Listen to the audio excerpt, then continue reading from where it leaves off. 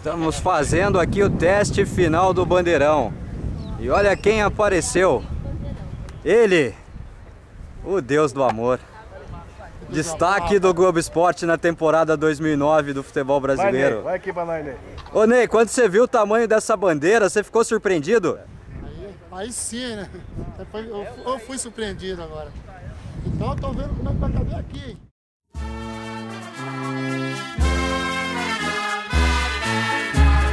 Eu levo sempre comigo em todo campo que eu for a bandeira do verde e branco, símbolo do torcedor, em cruz de ouro a nossa tava, construído com devoção, nossa família plurinar.